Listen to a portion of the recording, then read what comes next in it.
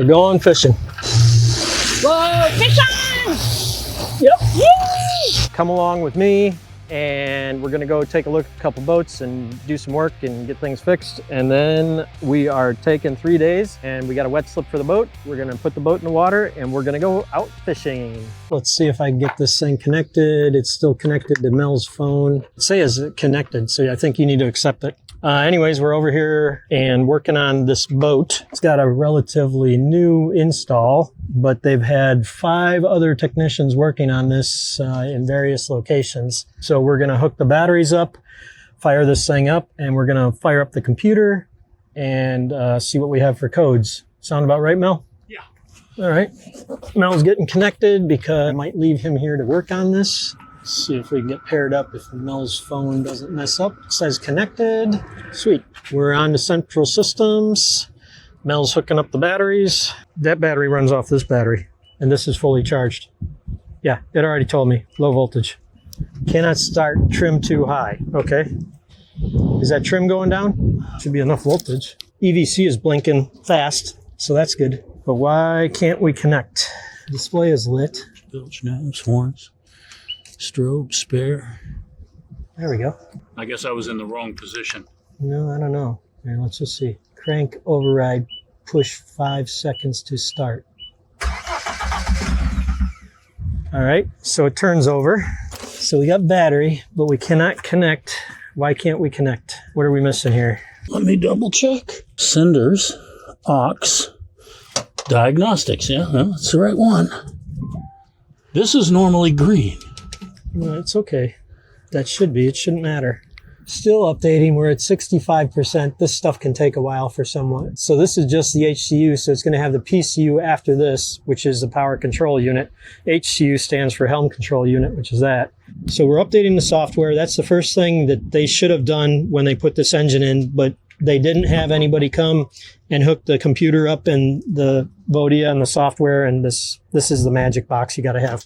You can't just do this because that was an older generation helm unit.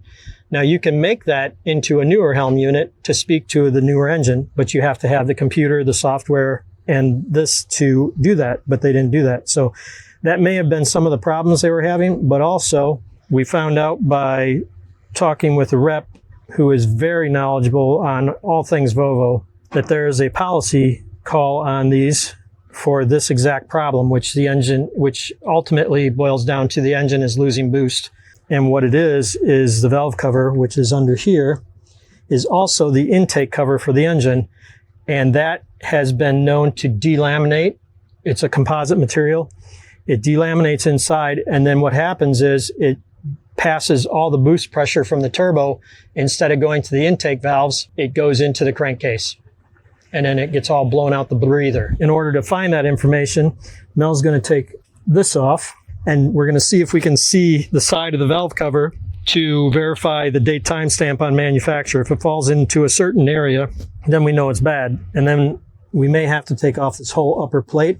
But then eventually, if the valve cover is bad, we will have to strip down the injectors, the fuel lines, all that stuff in order to get the valve cover off. So it's a little bit of a project. We definitely won't be done today. I guess that's it for now. We're going to finish this software update, and Mel's going to try to get that stamp off there. So today, we're on this beautiful Boston whaler with Peter, and what we're doing is that the skegs got a little damage and beaten up over time.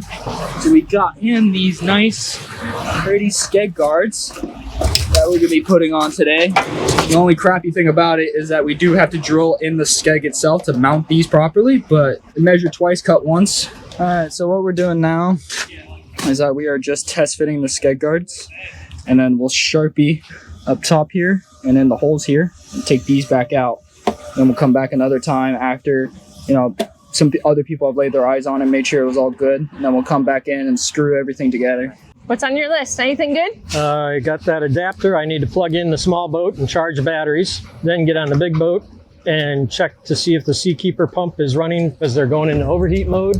I know it's really important to plug in this little boat so you guys might be able to go fishing. Yeah, maybe. That's the hurry down here, the plug it in. Well, that and other things I need to get done. I need to take pictures of the fire suppression system for the guy that fixes that. And I need to get the hours for the engines. And it's warm out here. Yeah, thankfully there is a breeze. Okay, so we got a pump for one Seakeeper. That's currently running, and the Seakeeper is spooling up. I only did one at a time. This is for the other Seakeeper. Turn those on in a minute. I'm looking at this pump down here. Bilge pump. It's running non-stop, so I need to go see if I can find the emergency circuit breaker for the emergency bilge pumps. Let's go up here. Well, it's running, but it won't shut off. That's the problem. Let's see here. So there's 4 emergency bilge pumps. 1, 2, 3, and 4. Big sticker next to them. Emergency bilge pump circuit breakers. Leave off except for emergencies. Off. But they were all on. That they were all on. We'll just let them run. They're both running, so.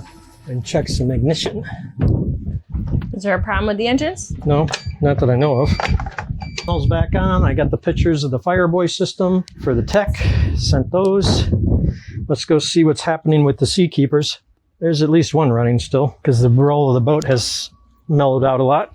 Matt loving that fantastic. Need to know this about Seakeepers. These Seakeepers are running at about 9,000 RPM. And when they're spooling up, they take a lot of power. These are both operating. And the problem stated was that they would shut down for too hot coolant temp. But what you have to remember, if you have too much draw or load on a boat system or any system, the more draw there is, and it's at a lower range because you have too much load, those items are going to run hot. And so what was happening was these Seakeepers were both tripping out for high temperature. But what I discovered is if I turn off this big air conditioning unit, which is the salon, my amp draw went down from 40 to 22.9. And now both my Seakeepers, which are fully spooled up, it takes them 15, 20 minutes to spool up sometimes. They're both fully spooled up and they're not overheating. So there's nothing wrong with these at this moment. They're both working. It's not really rough out today anyways, but the boat's really not pitching, but now it really won't pitch. But they're both working. There's some proof of operation. So remember, if you have too much load, things are going to get hot and they're going to start tripping breakers and shutting down. So like I did, I shed some load. Now everything's working fine. The other air conditioners down below are all still on and cooling. It's just this is a big unit and it draws 20 plus amps and we've only got 50 so amps to play with. We're going to run a wet slip for who knows how many days, few days. A couple days. Because the weather is supposed to be really nice, so we're going to try to play hooky. We're going to see how Matt's head does.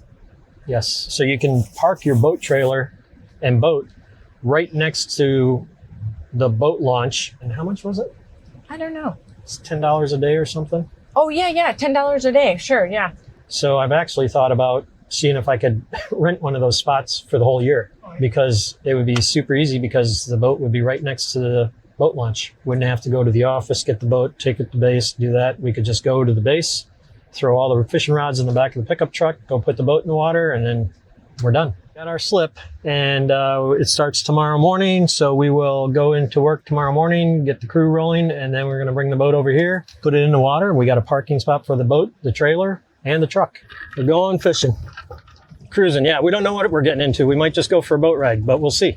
Yeah, we want to see how Matt's head does. But it's supposed to be pretty beautiful the next couple days, so we got a wet slip so we can come and go and make it easier for us. Yeah, so tentative plan maybe is I heard they're catching some mahi out at 250. We might head out and troll for a little while, and then we might go deep dropping. And look at what we came across. Maybe a free abandoned one in the water. Looks like the birds have taken it over already. Somebody's dreams crushed. Wind dancer. Right there.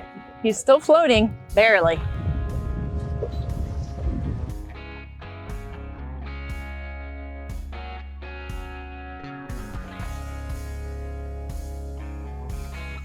Look how blue the water is. Oh, we're only in about 150 feet. I know, but these things hold a great amount of water and they keep you cool. I just took it out of the ice, so it's nice and refreshing on a hot day. It only feels like about 98 or something today, right? I don't know, yeah, something. Hot. Matt doesn't normally like to troll, so I'm surprised we're trolling. Hoping that we'll troll out towards deeper water and see if we see any spots that are good on the fish finder. Whoa, fish on! Yep. Yay! You want to fight him? Go ahead. Yeah, I lost him. Well, we got to see one. Fishing is better than a good day at work. Yep. I'll take it all day. You will. We're cleaned up. Fighting on the weed. Not today, anyways. Yeah. We don't have any fish in the cooler. I was hoping to bring something home for dinner. We lost 2 mahi. They weren't big, or well, one of them, I only saw one of them. It was yay big. When we were getting closer in, we got cut off by a kingfish.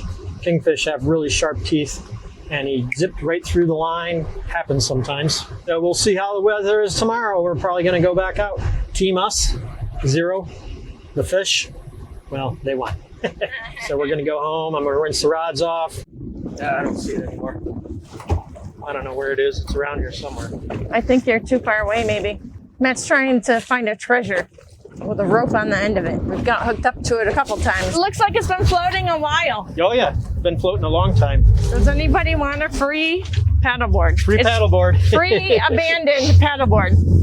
Yeah, that would have been great if we could have found that yesterday trolling, because I guarantee there would have been all kinds of life underneath there. All right, where are you taking me? I guess we're going to go out to Sand Key, which is over there. Some of us got too toasty yesterday when we were out. Yep, sure did. Got some face burn.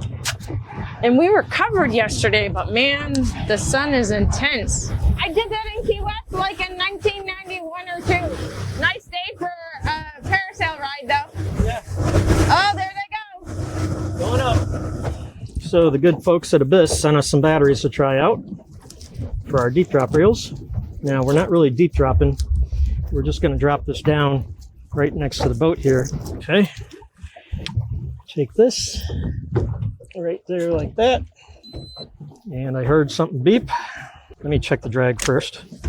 We got some nice braid too, right? I think it's every 10 meters it changes color. Nice. Oh, So, he's a beauty too. Yeah, beautiful little grouper. He's a strawberry, beauty. I think, maybe. Yep, he's nice. We could keep him. He's big enough for a sandwich. Oh, I mean, pretty small. Yeah, he's pretty small. Put him back. Yeah, sure, I guess. Yep. Yeah, he's beautiful. I don't know though. what the legal limit is. We can get 3, but look at how pretty he is. Yeah. Huh? Is there a length size? Yeah. I'm gonna throw him back. Yeah. Ate it as soon as it got down there. Well, that means that there's bigger ones. Yep. All right. Pretty. Bye bye. Nice catch. Mechanic always working. String came out of the level line, and the spool's full, so it makes it really difficult to get it in there. But look at that. You made yourself a little I hooky made thing. myself a little piece of fishing wire. And there we go. Come on, stay on. I don't know how big he is, but guess what's for dinner? Snowy grouper, big one. Could be a washflower grouper or something like that, wreckfish, or it could also be golden tile. 350 feet, and he's still stopping the drag. I don't want to tighten it up anymore because I don't want to pull it. And I don't have it on full power here either. Oh, big blue line, nice. I'm surprised he wasn't bigger. Definitely got dinner though. There we go. Nice. Fish on. We're cooking again. Well, we're at a point now where it's 68, 61 feet. Now, even if it pops off, it'll come up to the surface. Got a grouper. Beauty. Awesome. He's not huge, but he's going to be an eater. Wow. So fought 2 nice fish, and I don't know if you can see that, but our Abyss batteries is only down 1 notch. Man, I'd like to do some more, but I think we got enough. We don't need to be gluttons. We got plenty of meat.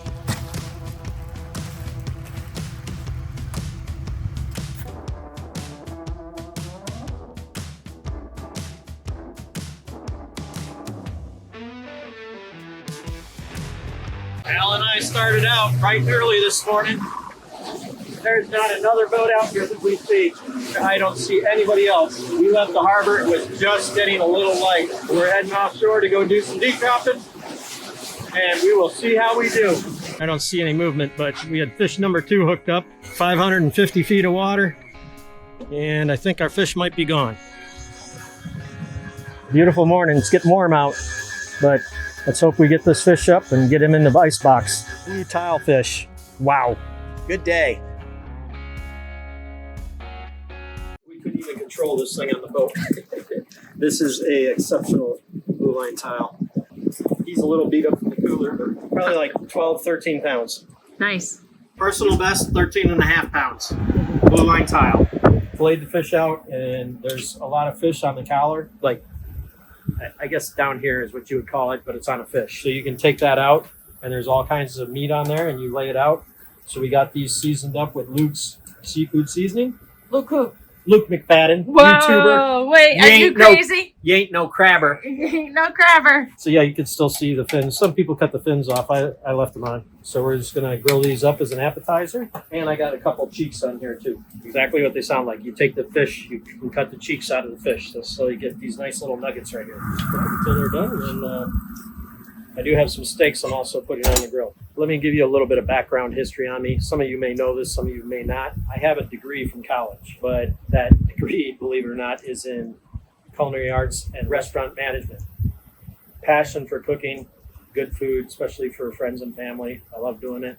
That's where I come up with all these ideas, and I cook. I try to cook almost all our meals at home. We don't go out very much, even though we live in Key West. There's hundreds of restaurants down here that we could go to. But most of the time, we eat at home because, one, I know what we're eating. We're not eating any processed foods. I try to make sure it's usually organic and healthy, or I've harvested it myself, which is big. And I know some people don't like the whole hunting and fishing thing. I get that. Everybody has their own opinions. That's how I would like to feed my family. And I enjoy providing my own food. We love to eat. Yeah, we do love to eat. When we're eating breakfast, we're saying, what's for dinner? For sure. Always making plans for what's to eat around here. Oh, we're using hickory pellets today. It's a fast eddy pellet cooker. It's a PG 1000, which is a professional grade. We use it like 4 or 5 times a week almost. We use this thing all the time. And we love it because you can grill on this side if it's super hot, but then you can smoke on this side and the top rack. So next, I'm going to put on a couple New York strips that we got, organic grass-fed. We had some pretty epic days of deep dropping. Amazingly, I caught my personal best Blueline tile ever, 13.5 pounds. I'm sure there are some bigger ones, but that's a pretty hefty size Blueline tile. And by the way, the eating is amazing. Also, those snowy grouper are so good to eat. I don't know, it must be just that deep cold water and them living down there. Totally excited, lots of fun, had a great time.